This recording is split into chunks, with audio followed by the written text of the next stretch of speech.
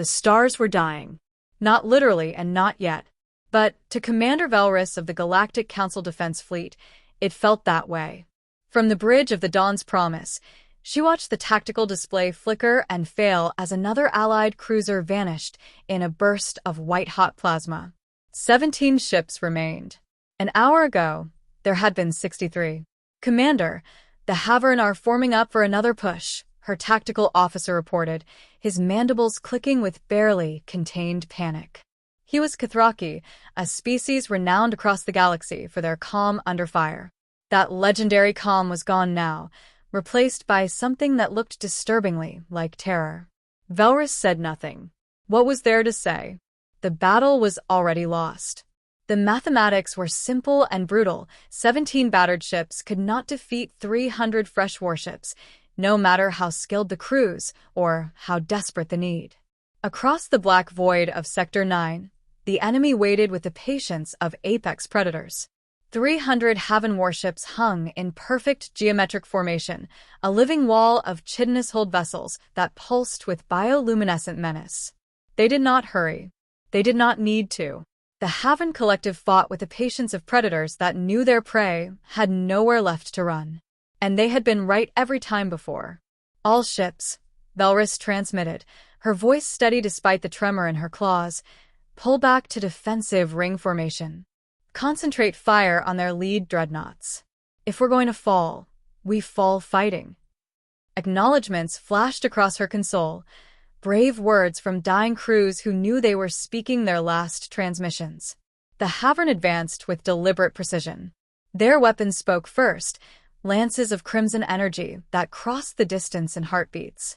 The shield of Tyros took a direct hit, its shields collapsing like tissue paper before an open flame. The frigate Windrunner tried to evade, juking hard to port, but the Haven fired in volleys, their predictive algorithms plotting every possible escape route with cold mathematical certainty. There was no escape.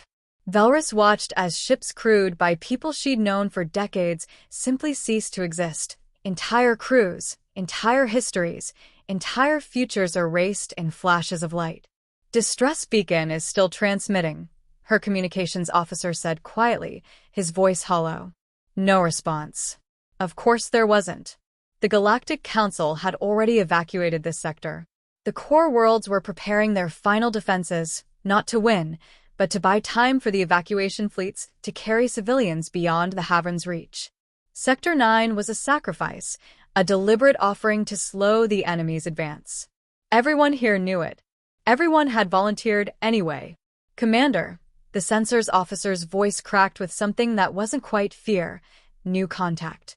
Single vessel emerging from hyperspace at Mark 77 Alpha. Valrus's eyes snapped to the display. A blue icon flickered into existence at the edge of the battle space, far behind the Haven formation. One ship. Just one. "Identification," she demanded. "Unknown configuration. Hull signature doesn't match any known species in our database." "Wait." The officer's tendrils froze over his console. "It's responding to our distress beacon. Audio only. Transmitting now." Static filled the bridge, then resolved into a voice, flat, filtered through translation software and utterly calm in the face of impossible odds. "This is the USS Retribution responding to Galactic Council distress call. Arriving at your position. Stand by." Silence crashed across the bridge like a physical force. "USS," someone whispered. "United Earth?" Valrus felt her blood run cold, but not with fear. With something she'd thought long dead, something she'd buried beneath layers of tactical necessity and grim acceptance. Hope. "The humans," she breathed, her voice barely audible. "They actually came." The Haven noticed the newcomer immediately. Of course they did. 300 warships began to rotate with synchronized precision, weapons arrays tracking the single vessel that dared enter their killing field. Data streamed across Valrus's screens as her ship's sensors finally got a proper read on the human vessel. It was massive, nearly twice the length of a Haven dreadnought and substantially broader. Its hull was angular and brutal, all hard edges and aggressive lines. No elegant curves, no aesthetic considerations, no concessions to beauty. It looked like exactly what it was, a weapon forged for a single purpose. Gunmetal gray plating absorbed sensor beams rather than reflecting them. Enormous engine nacelles glowed with barely contained fury, throwing off heat signatures that made Velrus's instruments scream warnings. Weapon emplacements bristled from every surface, like the spines of some ancient predator. They sent one ship, the tactical officer said, despair creeping back into his voice like poison. One ship against 300. Then the retribution opened fire. The tungsten slug crossed the distance at 30% light speed. It struck the lead Havern dreadnought before their shields could even register the threat. The kinetic impact was catastrophic, not an explosion, but something worse. The dreadnought didn't explode. It disintegrated, torn apart by physics itself, by forces that turned solid matter into expanding clouds of superheated particles. Molten debris sprayed outward in a perfect sphere, catching two neighboring cruisers and crippling them instantly. The Havern fleet recoiled, actually pulled back, breaking formation for the first time in living memory. Velrus's bridge erupted in shocked chatter, voices overlapping in a dozen languages, but she couldn't look away from the display. The human ship was accelerating, burning straight into the heart of the enemy formation at speeds that made her instruments question their own readings. Its engines left a trail of blue-white fire across the void, beautiful and terrible in equal measure. The Havern recovered quickly. They were a hive mind. Shock lasted only seconds before collective consciousness reasserted control. 300 ships turned as one and unleashed hell itself. Energy beams, plasma torpedoes, kinetic missiles, enough firepower to glass a planet converged on the single human vessel from every vector. The Retribution's shields flared like a newborn star. And held. Impossible, someone whispered, the word hanging in the air like a prayer. The human ship plunged deeper into the formation, point defense systems blazing with fury. Missiles died by the dozens, intercepted and destroyed before they could arm. Energy beams scattered off angular armor designed to deflect rather than absorb, bleeding energy away into space. And all the while, those terrible railguns kept firing, each shot a small sun of kinetic fury, each shot killing. Then the Retribution launched its missiles. Nuclear fire blossomed in the darkness.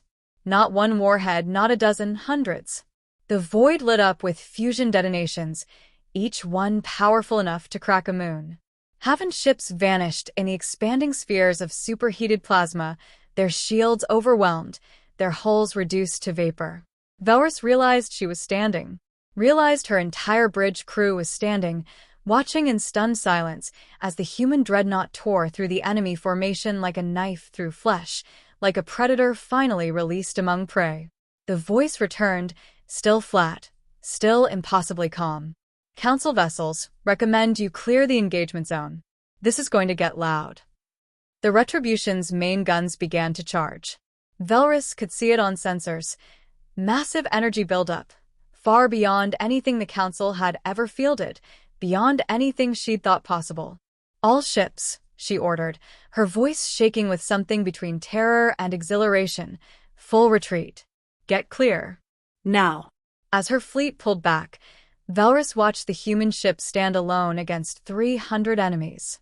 And she realized something that would echo across every species, every world, every mind that witnessed this day. Humanity had gone quiet after the Council rejected their application for membership. They'd been dismissed as primitive, too aggressive, too warlike. They'd been ignored, forgotten, left to their own devices in their isolated corner of space. The galaxy was about to remember why that had been a terrible mistake. The wrath of Earth. The Havern Collective did not understand fear. Fear was an individual response, a survival mechanism born from the knowledge that you could die, that your existence could end.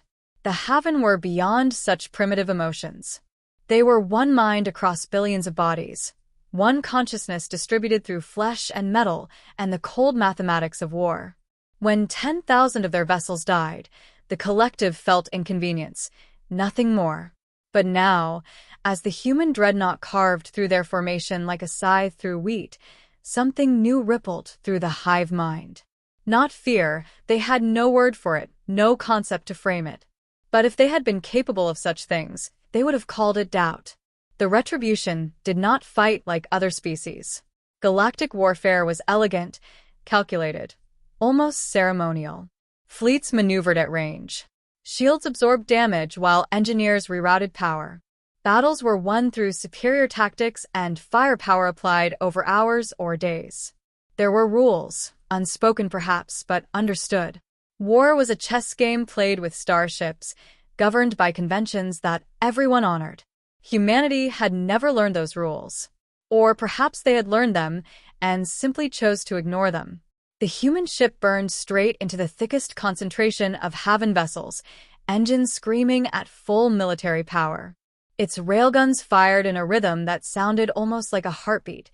Tum, tum, tum, each round traveling so fast that relativistic effects turned the tungsten slugs into packets of barely contained physics. When they hit, matter didn't just break. It failed to exist. A Haven carrier took a direct strike to its launch bays. The slug punched through 6 decks before its kinetic energy finally dissipated, liquefying bulkheads and vaporizing everything in its path. The carrier listed, atmosphere streaming from a wound the size of a city block. The Haven adapted. They always adapted. It was their greatest strength. 50 ships concentrated their fire on a single point of the Retribution's forward shields, combined firepower that could sterilize a continent, hammering the same square meter of defensive field over and over, searching for the breaking point. The shields buckled, wavered, held. Then the Retribution rolled. The maneuver was impossible for a ship that size, or should have been. Dreadnoughts didn't perform evasive maneuvers. They were mobile fortresses, trading agility for armor and firepower. But the human ship twisted like a fighter craft, presenting fresh shield angles while its point defense grid lit up the void. Thousands of small-caliber rounds shredded incoming missiles. Laser clusters burned through torpedo warheads before they could arm. And through it all, the main guns kept charging. Impossible power. Aboard the Dawn's Promise, Valrus watched her sensor readouts climb into ranges that shouldn't be possible. Energy spike from the human vessel, her tactical officer reported, voice tight with disbelief. It's massive, Commander. Bigger than our entire fleet's power output combined. What kind of weapon? Valrus began. The Retribution fired its main batteries. The beams were blue-white, almost too bright to look at even on filter displays. They didn't pulse or lance like conventional energy weapons.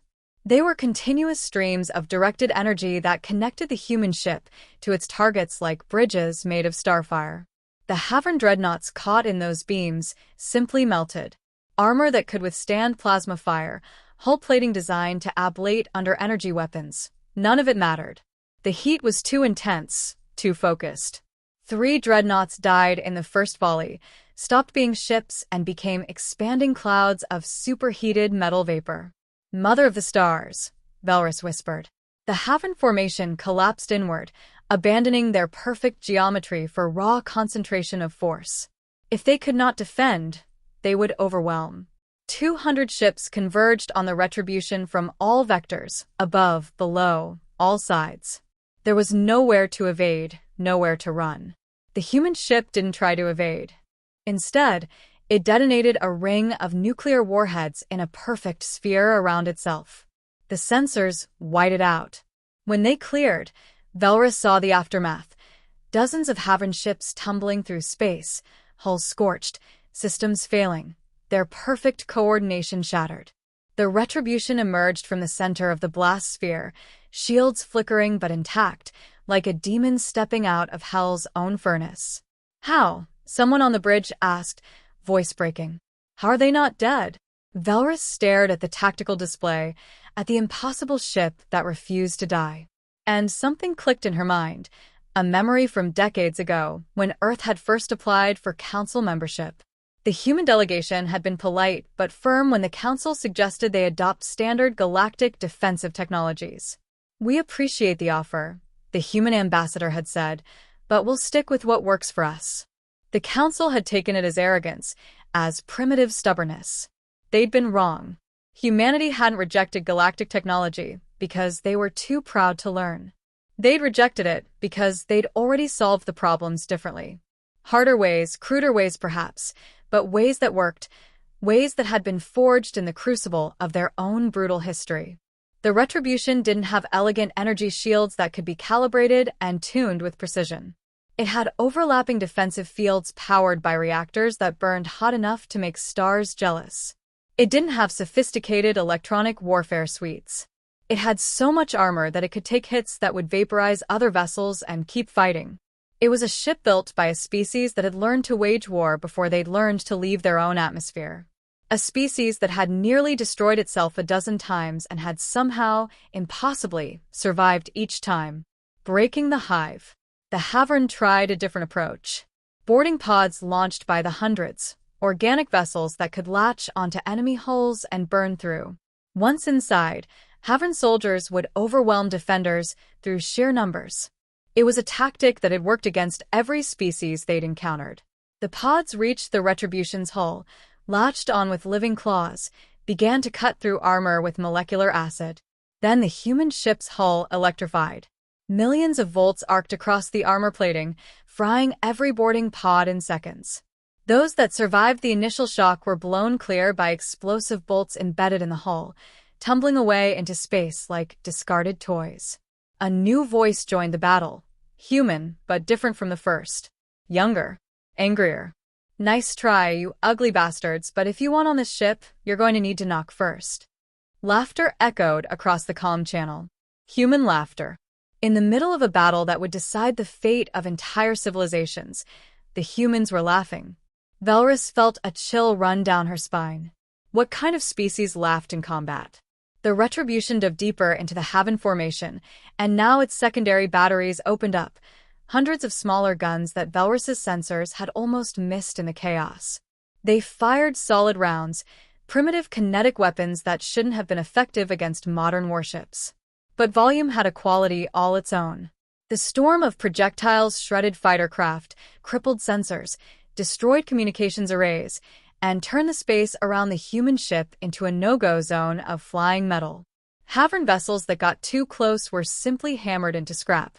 "Commander," her communications officer called out, "the human ship is hailing us." Direct channel. Velrus straightened, trying to compose herself. "Put them through." The voice that came through was the first one, the calm, flat one. But now there was something underneath it, not emotion exactly, but more like satisfaction. Like a teacher watching a student finally understand a difficult lesson. "Council vessels, this is Captain Sarah Chun of the USS Retribution. Sorry we're late to the party. We were a long way out when your distress call reached us." "Captain Chun," Velrus managed, trying to keep her voice steady. "Your assistance is—" "We thought you wouldn't come," Chun interrupted gently. "Yeah, we get that a lot." A pause. "The council rejected our membership application. Said we were too aggressive, too warlike, not civilized enough for galactic society." Velrus said nothing. She'd read those reports, had even agreed with the assessment. It had seemed so reasonable at the time.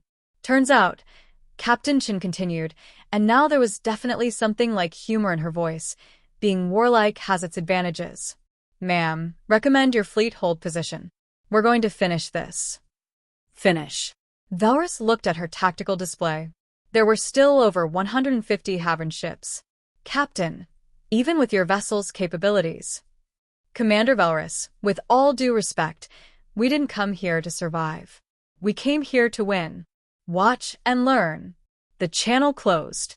Total destruction. The Retribution stopped evading, stopped maneuvering. It simply hung in space at the center of the Haven formation, engines at full burn to maintain position against the gravitational pull of so many enemy ships. And then it unleashed everything. Railguns firing in full automatic, each shot following the last in a mechanical rhythm of death. Energy beams sweeping through formations like scythes through grain. Missile pods opening and hurling their payloads in all directions. Point defense systems creating overlapping fields of fire that nothing could penetrate. The human ship became a sphere of pure destruction, death radiating outward at the speed of light, the speed of sound, and the speed of hurled metal. Haven't ships died in the dozens, then in scores, then in hundreds? The hive mind, for the first time in its 1,000-year existence, made a choice born not from calculation, not from strategy, but from something deeper, something that individual species would recognize as survival instinct. The Havern fleet broke. They scattered, abandoning formation, abandoning tactics, abandoning the system entirely. Their hyperspace drives flared with desperate energy, and they were gone, leaving behind only wreckage and the stunned silence of survivors. Velrus stared at her displays in disbelief. The Havern didn't retreat. They had never retreated, not once in 100 conquered systems. Until now. Their retribution hung in the void, battered but unbroken, surrounded by the debris of 300 enemy warships. Its engines dimmed, its weapons powered down, and across every frequency, in every language, the same message transmitted. Sector 9 is secure. Galactic Council vessels, you're safe. The Havern have been driven off. USS Retribution standing by to render assistance to damaged vessels. Velrus found her voice, though it took 3 tries. Captain Chen, on behalf of the Galactic Council Defense Fleet, thank you. You saved our lives. Just doing what's right, Commander, Chen replied. That's what civilized species do, isn't it? Help each other when the chips are down. The barb was gentle, but Velrus felt it nonetheless. Captain, about the Council's decision. Water under the bridge, Commander. We didn't come here for thanks or recognition. We came because people needed help, and we were able to give it. That's enough. A pause. Though I suspect the Council might want to have another conversation about membership. Something about shared defense obligations and mutual protection treaties. But that's for the politicians to figure out. Right now, let's get your wounded to safety. As the Retribution began coordinating rescue operations, moving among the wreckage with surprising grace for such a massive vessel, Velrus allowed herself a moment to process what had just happened. Humanity had been rejected as too primitive, too aggressive. And perhaps they were aggressive. The shattered remains of 300 Havern warships testified to that. But they were also something else, something the Council had failed to recognize. They were survivors. Protectors. Warriors who fought not for conquest, but for those who couldn't fight for themselves. The galaxy had made a mistake in pushing humanity away. But perhaps, Velrus thought as she watched the human ship save her people with the same determination it had shown in destroying their enemies, perhaps it wasn't too late to make things right. The Retribution had proven humanity's strength. Now it was time to see if the galaxy was wise enough to accept it. The price of victory. 3 hours after the battle, the Retribution had coordinated the rescue of over 2,000 survivors from disabled Council vessels. Medical shuttles moved between ships, carrying the wounded to makeshift infirmaries aboard the human dreadnought. Velrus watched from the bridge of the Dawn's Promise as human medics worked alongside her own medical staff, their techniques crude by galactic standards but undeniably effective. Commander, her communications officer said, Captain Chen is requesting permission to come aboard. She says there are matters we need to discuss in person. Velrus felt her heart skip a beat. She'd been expecting this, dreading it, if she were honest. Grant permission. Have her met with full honors. 20 minutes later, Captain Sarah Chen materialized in the Dawn's Promise's transporter bay. Velrus was there to greet her, along with her senior staff. What stepped off the platform was not what she expected. Captain Chen was smaller than Velrus had imagined, barely 5.5 feet tall by human measurements, with dark hair streaked with gray and eyes that held the weight of too many battles. She wore a simple uniform, dark blue with minimal insignia, and carried herself with the quiet confidence of someone who had nothing left to prove. Commander Velrus, Chen said, extending her hand in the human gesture of greeting. Thank you for receiving me. Velrus took the offered hand, noting the calluses and scars that marked it. This was not a captain who commanded from the safety of a flag bridge. Captain Chen, welcome aboard the Dawn's Promise. Though after what you've done today, I suspect we should be meeting on your vessel. My ship has enough admirals and politicians crawling over it already, Chen said with a slight smile. Earth Command heard about the battle. They're very interested in diplomatic opportunities. I thought we could have a more honest conversation here. They made their way to Velrus's ready room, a modest space dominated by tactical displays and star charts. Once the door closed behind them, Chen's expression grew more serious. "How many did you lose?" she asked quietly. 46 ships, Velrus replied, her voice heavy. 32,000 crew members. The casualty count is still climbing as we search the debris field. "I'm sorry," Chen said, and the sincerity in her voice was unmistakable. "We got here as fast as we could, but—" "You saved 17 ships and over 8,000 lives," Velrus interrupted. "If you hadn't arrived when you did, the casualty count would have been total. Every soul in this sector owes you their lives." Chen nodded slowly, then met Velrus's gaze directly. "Commander, I need you to understand something. What you saw today, what the Retribution did, that wasn't humanity showing off or trying to prove something to the Galactic Council. That's just how we fight when people we care about are in danger." "Care about?" Velrus felt her crest feathers rise in confusion. "You don't even know us. The Council rejected your application, dismissed your species as primitive warmongers." "Yes, we're aware." Chen's smile was wry, but without bitterness. "And maybe that assessment wasn't entirely wrong. Humanity has a violent history, Commander.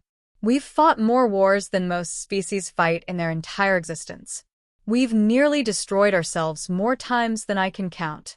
But somewhere along the way, we learned something important." She paused, staring out the viewport at the debris field where thousands had died. "We learned that strength without compassion is just brutality. That power without purpose is meaningless. When we heard your distress call, we didn't stop to consider whether the Council had rejected us or accepted us. We just knew that sentient beings were dying, and we had the power to help. That was enough." Velrus felt something shift in her understanding. "You came because it was the right thing to do." "Exactly." "Though I'll admit," Chen added with a slight grin, "it also felt pretty good to prove everyone wrong about us. We're not above a little I told you so." 2 days later, Velrus found herself aboard the Retribution, seated at a conference table with Captain Chen, 3 Council admirals who had arrived via fast courier, and 2 human officials, Ambassador Marcus Webb and Admiral James Park, commander of Earth's 3rd Fleet. The conference room was surprisingly Spartan by galactic standards. No elaborate holograms or artistic displays, just functional furniture, tactical screens, and the faint smell of recycled air and machine oil. It felt honest, Velrus thought. Unpretentious. Council Admiral Theron, a towering Vaxian with 4 arms and crystalline skin, spoke first. "Captain Chen, on behalf of the Galactic Council, I extend our profound gratitude for your intervention at Sector 9. Your actions saved thousands of lives and prevented a total collapse of our defensive line." "Just doing our duty, Admiral," Chen replied neutrally. "However," Theron continued, his tone shifting, "we must address the concerning nature of human military capabilities. The weapon systems you deployed, the tactical doctrines you employed, they violate several protocols established by the Council for civilized warfare." Velrus saw Chen's expression harden almost imperceptibly. Ambassador Webb leaned forward, his diplomatic training evident in his measured response. "With respect, Admiral Theron, humanity is not a signatory to those protocols. We were, after all, deemed unfit for Council membership." "That decision is currently under review," Theron said quickly. "Given recent events, the Council is prepared to reconsider Earth's application. However, there would need to be certain accommodations. Your military would need to be restructured to conform to galactic standards. Your weapons systems would need to be—" "No." Admiral Park's voice cut through the diplomatic posturing like a blade. He was older than Chen, his dark skin weathered and his eyes sharp. "With all due respect to the Council, we're not dismantling our military to make you comfortable." "Admiral Park," Velrus interjected carefully, "I think what Admiral Theron is trying to say is that the Council has concerns about the destabilizing effect of human weapons technology. If other species were to adopt similar systems, then maybe the Haven wouldn't be cutting through Council space like butter," Park replied bluntly. Commander Velrus, I've reviewed your tactical reports from the past 6 months. The Havern have conquered 18 council systems. They've destroyed over 300 of your ships. And they've done it because council doctrine prioritizes civilized warfare over actually winning. The room fell silent. Admiral Theron's crystalline skin flushed with anger. Are you suggesting that the council's casualties are due to our own inadequacy? I'm suggesting, Park said more gently, that warfare isn't supposed to be civilized. It's supposed to be won as quickly as possible with minimal loss of life on your side. Every battle you fight honorably and lose means more of your people die. How is that civilized? This is precisely why humanity was rejected, Theron said coldly. This attitude, this willingness to embrace brutality. This brutality, as you call it, just saved 8,000 of your people, Chen interjected, her voice quiet but carrying unmistakable steel. Admiral Theron, I understand your concerns. Truly, I do. Human weapons are scary. Our tactics are unconventional. We don't fight the way you think civilized species should fight. But we win. And right now, with the Havern eating through your territory, I'd think winning would be your priority. The revelation. Ambassador Webb raised a hand, calling for calm. Perhaps we're approaching this from the wrong angle. Admiral Theron, what would the Council need from humanity to feel comfortable accepting us as members? Theron considered this carefully. Full transparency regarding your military capabilities. Agreements to limit certain weapons systems. Adoption of Council protocols for engagement. And if the Havern attack, while we're busy restructuring to meet your protocols? Park asked. What then? The Council has stood for 3,000 years. Theron replied with dignity. We have weathered threats before. We will weather this one. No, Velrus said quietly. All eyes turned to her. No, we won't. Not without help. Commander Velrus, Theron began warningly. With respect, Admiral, I was at Sector 9. I watched 46 ships and 32,000 people die because our weapons couldn't penetrate Havern's shields and our tactics were predictable. The humans arrived and destroyed 300 enemy vessels in less than an hour. If we're too proud to learn from that, then we deserve to lose this war. The room erupted in argument. Council officers defending traditional doctrine, human officials pushing back, voices rising in a dozen languages. It was Captain Chen who finally cut through the chaos. Enough. Her voice wasn't loud, but it carried command that made everyone stop. Here's what's going to happen. The Council can accept us or reject us. That's your choice, and we'll respect it either way. But the Havern are going to keep coming, and they're not going to stop because you asked them nicely. She stood, placing her hands on the table. Humanity is willing to help. We'll share intelligence, coordinate operations, even provide direct military support. But we're not going to apologize for being good at what we do, and we're not going to hamstring ourselves to make you comfortable. Those are our terms. Take them or leave them. The silence that followed was profound. Finally, Admiral Theron spoke, his voice carefully neutral. The Council will need time to deliberate. You have 3 days, Park said. After that, we're recalling the Retribution and our support vessels. We've got our own borders to defend, and if the Council doesn't want our help, we won't force it on you. Unexpected allies. As the conference broke up, Velrus followed Captain Chen out into the corridor. Captain, a moment? Chen stopped, turning with a questioning look. Commander? I want to apologize, Velrus said, for the Council's treatment of humanity, for our arrogance in assuming we knew better, and for not recognizing that sometimes survival matters more than pride. Chen's expression softened. Apology accepted, though it's not necessary. I get it, we're scary. We do things differently. Change is hard, especially for an organization as old as the Council. May I ask you something? Velrus said. Your ship, the Retribution, that's not your only vessel of that class, is it? No, Chen admitted. We have 12 Retribution-class dreadnoughts operational, with 6 more under construction. Plus 300 smaller vessels, various carriers, support ships. Earth's Third Fleet alone numbers nearly 100 combat-capable vessels. Velrus felt her breath catch. And the other human fleets? We have 7 fleets total, each roughly the same size. Earth takes its defense seriously, Commander. We had to. We had no one else to rely on. The Council could have had all of that on our side, Velrus said quietly. Instead, we pushed you away. Well, Chen said with a slight smile, you've got 3 days to fix that mistake. I'd suggest you use them wisely. The Advocate. That evening, Velrus requested an emergency session with the Council via quantum communication. She found herself facing the 7 voices, the elected representatives who guided Council policy. Commander Velrus, First Voice Aridin began. Your request for an emergency session is noted. What matter requires such urgency? Humanity's membership application, Velrus said without preamble. It needs to be approved immediately. Commander, you overstep your authority, Second Voice Krillith warned. Membership decisions are not made by field commanders. Then they should be, Velrus shot back. Because field commanders are the ones dying while you debate philosophy and protocol. I've lost 46 ships, 32,000 people, because we weren't strong enough to stop the Havern.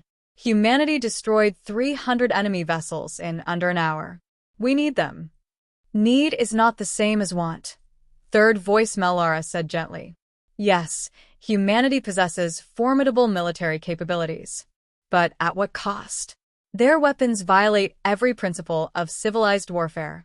Their tactics are brutal, their strategies uncompromising. If we accept them, what message does that send? It sends the message that we choose survival over pride, Velrus replied. That we're willing to adapt instead of dying with our principles intact. Is there any honor in extinction? There is also danger in embracing those who see violence as the first solution, Fourth Voice Thenex argued. Humanity's history is written in blood, Commander. Their own historical records show countless wars, near-extinction events from their own weapons, genocides committed against their own kind. These are the beings you wish us to ally with. Yes, Velrus said firmly. Because those same beings also show incredible capacity for growth, for change, for compassion. They nearly destroyed themselves, and instead of succumbing to extinction, they learned. They united.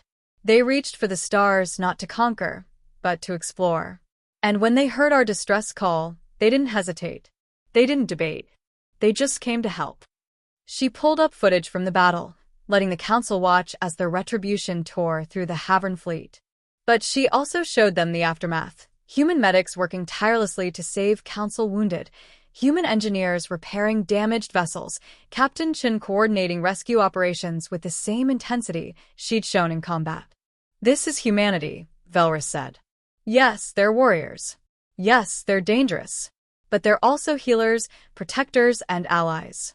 We judged them on their capacity for violence while ignoring their capacity for compassion. That was our mistake, and if we don't correct it, it will cost us everything. The Council deliberated for what felt like hours. Finally, First Voice Aridin spoke. Commander Velrus, your advocacy is noted. The Council will take your recommendations under advisement. However, I must remind you that there are concerns beyond military capability. Cultural compatibility, philosophical alignment, long-term stability. These matter as much as firepower. With respect, First Voice, those concerns matter only if we survive long enough to worry about them, Velrus replied. The Havern are coming. The question is whether we face them with humanity at our side, or whether we face them alone. I know which option I prefer. The decision. 2 days later, the answer came. The Council had reached a decision, and they requested both human and allied representatives to attend the formal announcement. Velrus stood in the grand chamber of the Council's primary station, surrounded by representatives from hundreds of species. The humans were there too, Captain Chen, Admiral Park, Ambassador Webb, and a dozen others, all maintaining careful diplomatic neutrality. First Voice Aridin rose, his ancient form moving with deliberate grace. The Galactic Council has deliberated on the matter of Earth's membership application. We have heard arguments for and against, weighed the potential benefits and risks, and consulted our most trusted advisors. The chamber fell silent. Humanity represents a significant departure from Council norms, Aridin continued. Their approach to warfare, their technological development path, their cultural values, all differ substantially from what we have traditionally accepted. This has given us pause. Velrus felt her heart sink. They were going to reject humanity again. However, Aridin said, and something in his tone shifted, recent events have forced us to reconsider not just humanity's fitness for membership, but our own assumptions about what makes a species civilized. Commander Velrus has eloquently argued that survival supersedes protocol, that adaptability outweighs tradition. We have been reminded, painfully, that ideals mean nothing if we are not alive to uphold them.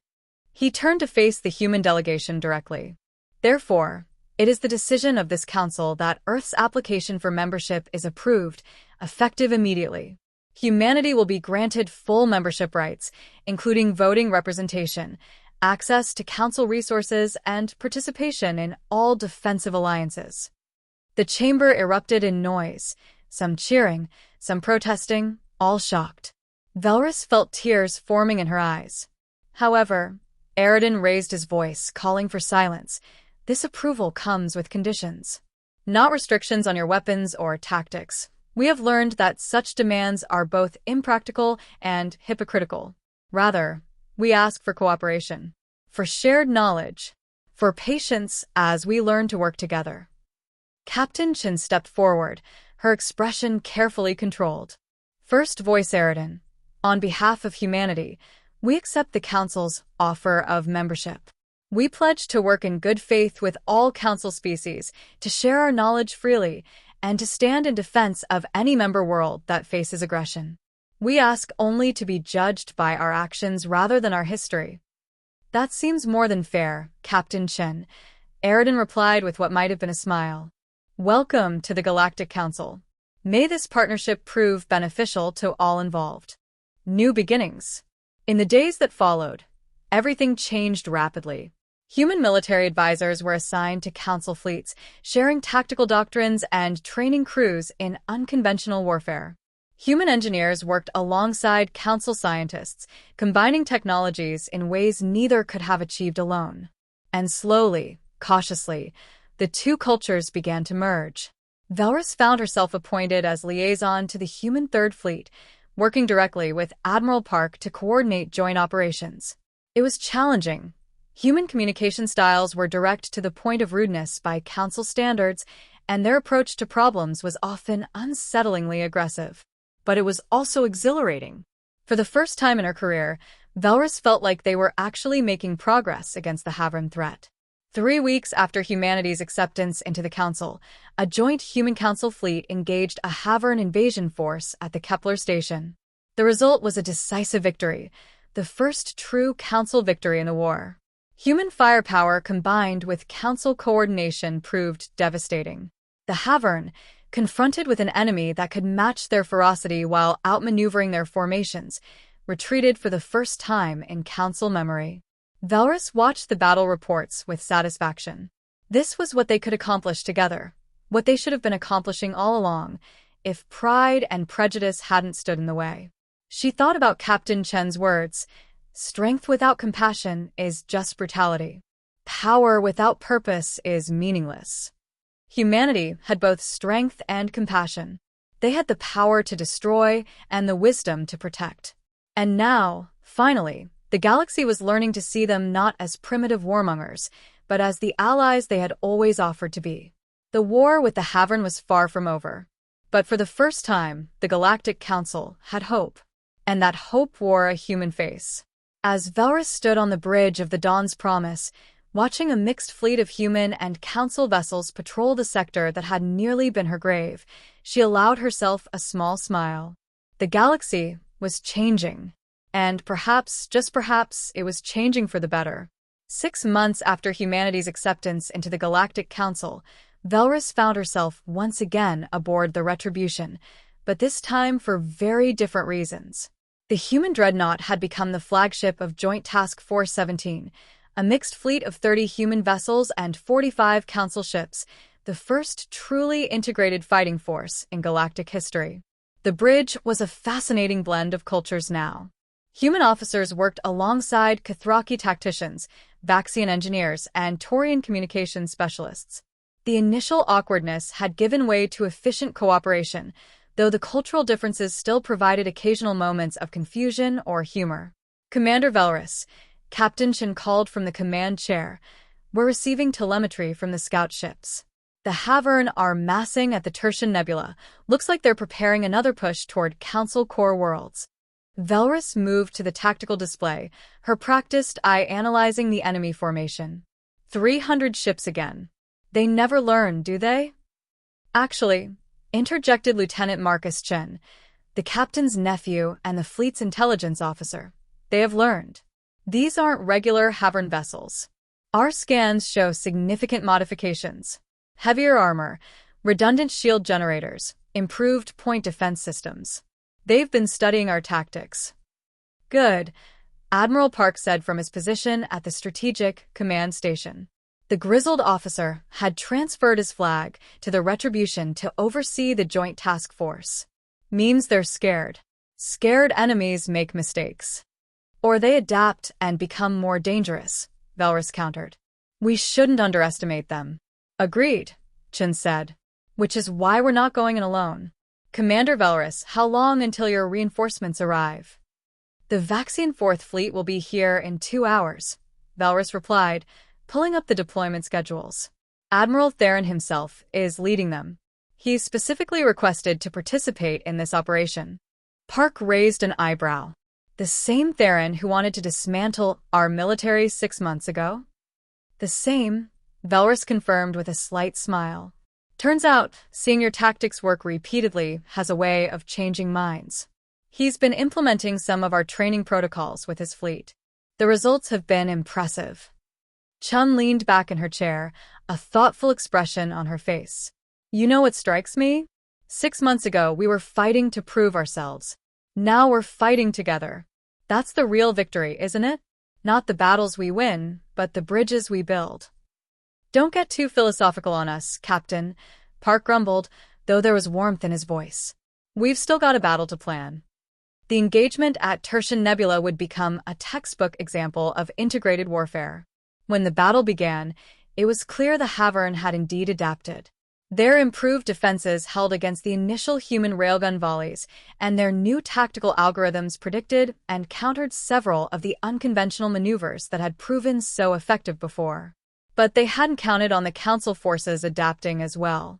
Admiral Theron's Vaxian fleet executed a maneuver that would have been unthinkable 6 months earlier, a high-speed flanking attack that sacrificed defensive positioning for aggressive assault. It was a purely human tactic, borrowed and modified for Vaxian vessel capabilities.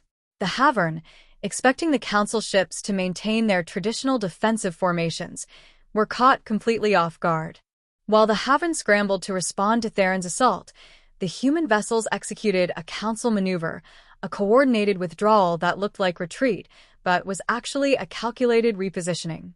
The Havern, programmed to exploit what they perceived as weakness, pursued directly into a crossfire between 3 squadrons of Council cruisers that had been waiting in the nebula's sensor-distorting clouds.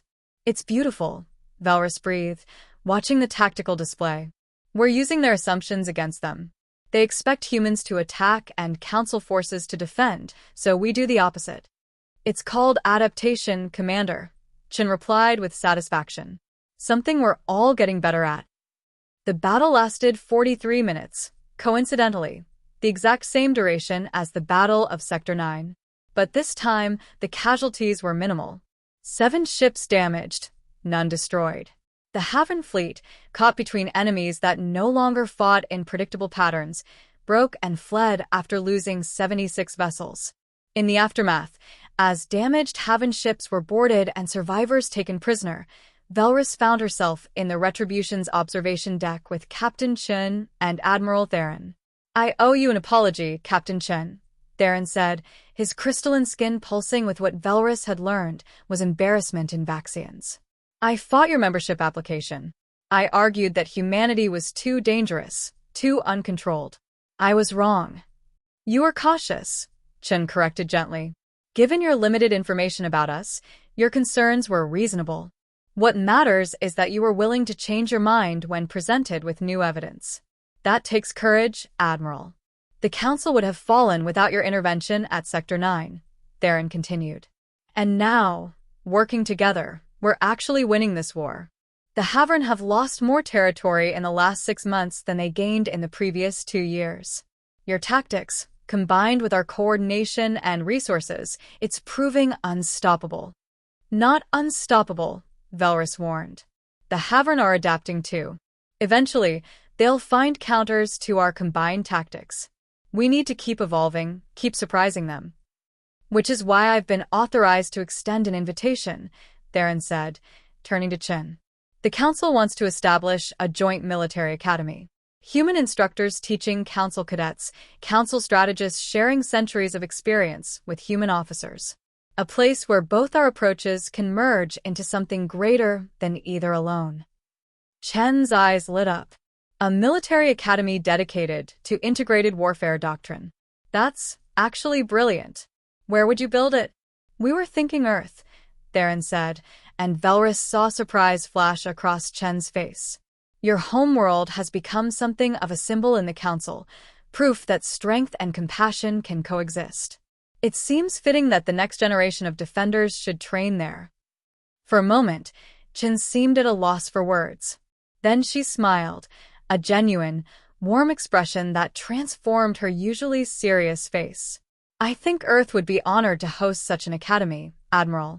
And I know just the person to run it, Captain Marcus Webb. He's been wanting to retire from active diplomacy, and he has the perfect combination of military experience and cultural sensitivity. Then it settled, Theron said, extending his hand in the human gesture he'd clearly practiced. Here's to new beginnings. As the 3 officers shook hands, Velrus felt a profound sense of hope. The war wasn't over. The Havern would continue to be a threat for years, perhaps decades. But for the first time, she believed they could actually win. Not through superior firepower alone, but through cooperation, adaptation, and the willingness to learn from each other. The galaxy was indeed changing.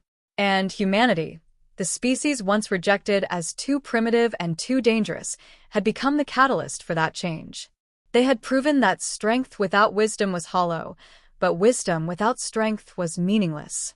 Together, united, the Galactic Council and humanity were becoming something neither could have achieved alone. A force not just for war, but for peace. Not just for survival, but for something better. As Velrus looked out at the stars, at the mixed fleet of human and council vessels working in perfect harmony, she thought about how close they'd come to losing everything. How pride and prejudice had nearly cost them their only chance at survival.